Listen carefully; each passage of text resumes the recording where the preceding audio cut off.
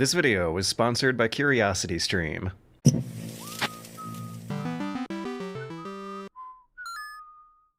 Woo-wee! Here we are. I need to recalibrate this thing. There we go. Let me make my seat a little higher. Oh, ooh, yes, yeah, oh, oh, oh, oh.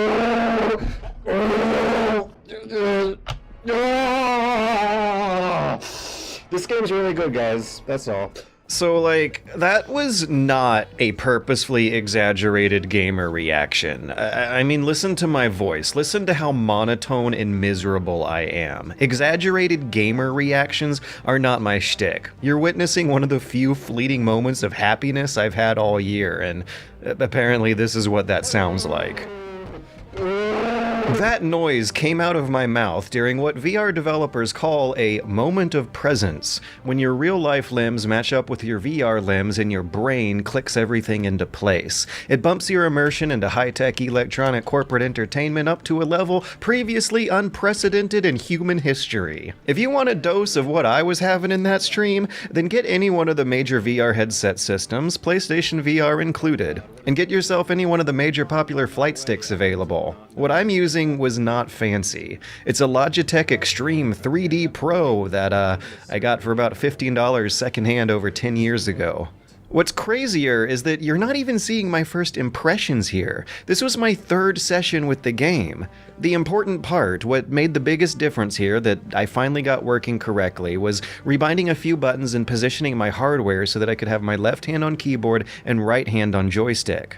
Getting my real arms matched up with my VR arms and how your legs kind of match up in place naturally, that's what had my brain click on the moment of presence. It was seeing just how many of my real movements were matching up with the virtual ones.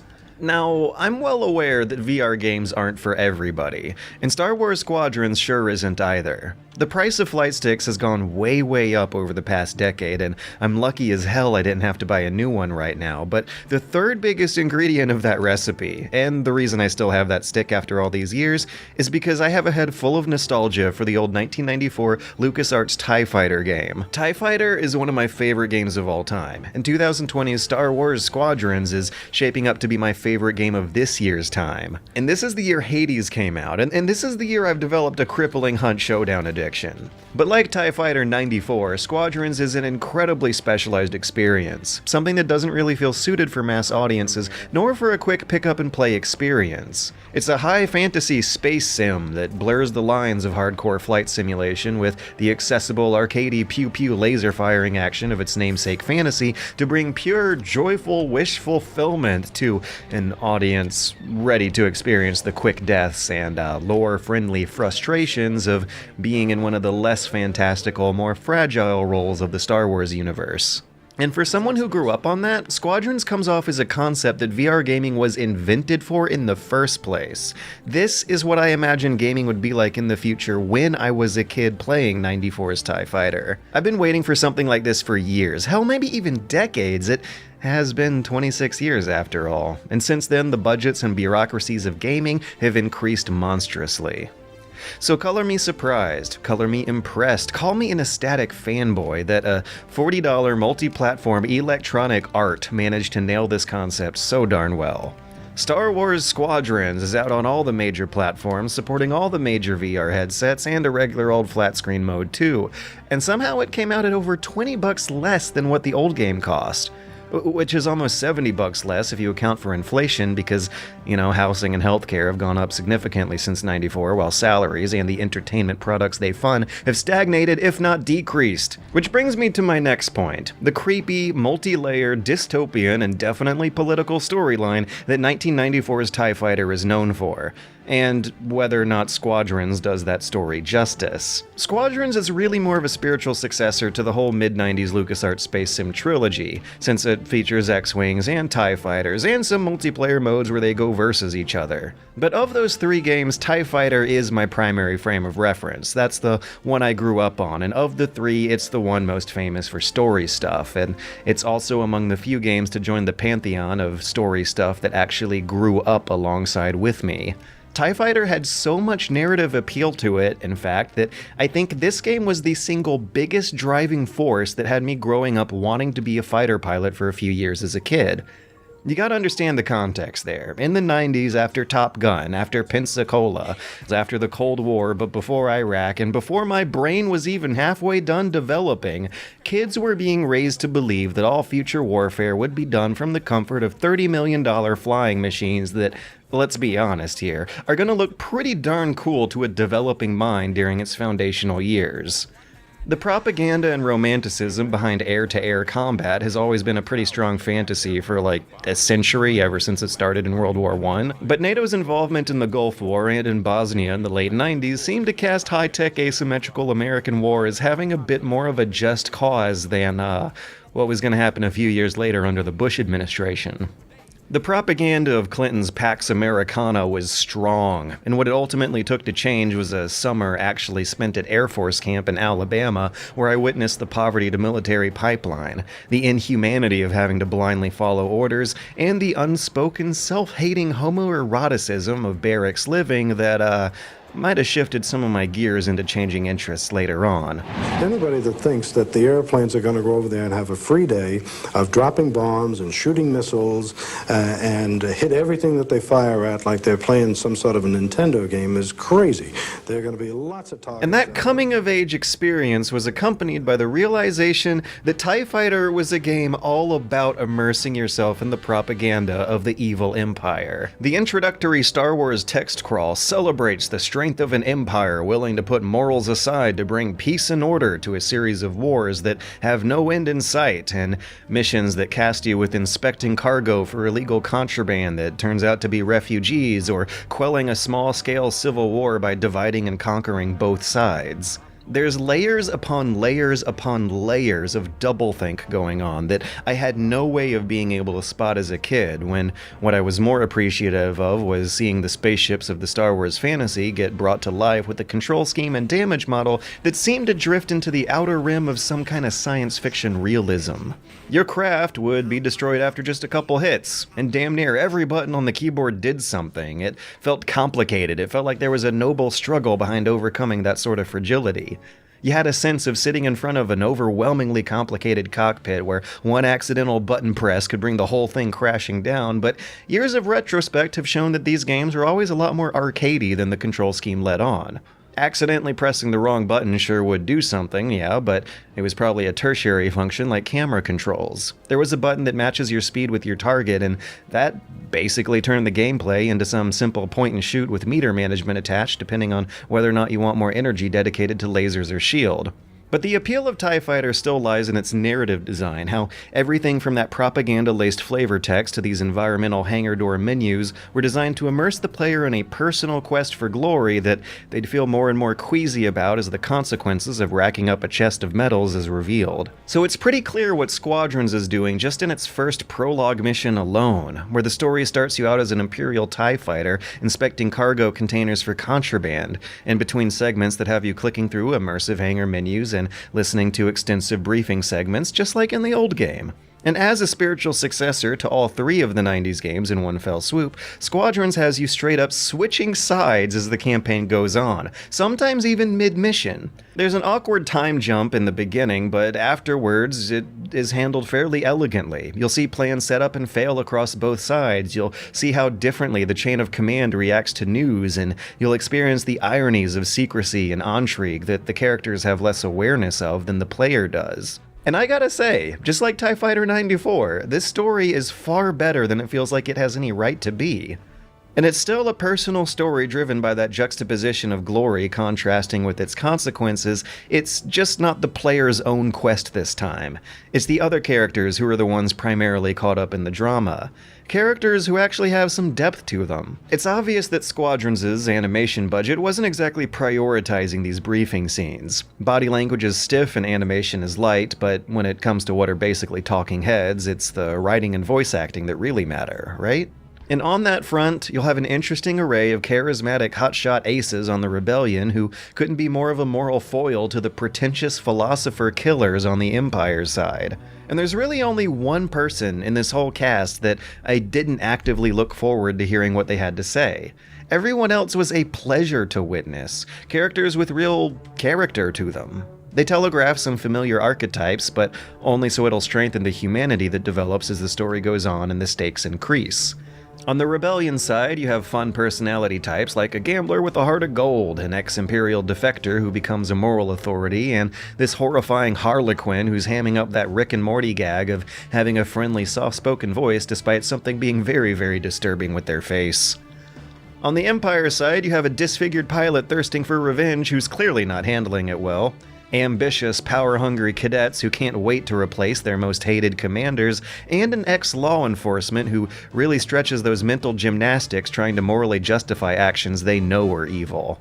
The Rebellion, the Republic, whatever they are at this point in the timeline, are plucky and simple, but appealing and fun. It's the Imperial politics that provide that more complex, nuanced take on the galactic civil war. An empire that itself is facing a kind of civil war, full of infighting, power struggles, and defections. It's not the best Star Wars story, but it is one of the examples of how the Star Wars expanded universe tends to provide better side stories than what you see in the movies themselves. Which brings to mention how much more Deus Ex Machina magic the movies use to progress the story over the more mundane messiness of side media like this. You see, I'm one of those types who was always more of a fan of the pilots, the criminals, and the bounty hunters of this universe than the space wizards, so I appreciate how Squadrons has no mention of the Skywalkers, nor the Jedi, nor the Force here. The perspective of these characters is narrow, and so is that of the story, and what you get as a result is something with a good dose of fragile humanity behind it, rather than overpowered mysticism. These characters fear death, and they have personal flaws, and they hold grudges. That they aren't quite realistic people, but they sure as hell aren't space wizards. And that dose of humanity is beautifully evoked by how the game never leaves the first-person perspective. There's a few options in the beginning that you know I ticked that turn off the HUD helpers, so you're relying only on these beautiful, intricately animated cockpits that rattle and shake with immersive 3D sound design that darts from ear to ear as you take your quick glances side to side, tracking enemies flying through your peripheral vision, taking glances at your repair droid ticking away behind you. Good looking out. That's just rude. Its shields are too strong. We've got to fly under them and hit the hull dead on. Take out the Star Destroyer's shield generators. That'll give you a clear shot at its systems. Right. If we knock out its targeting or power systems, it'll give our other ships a better chance.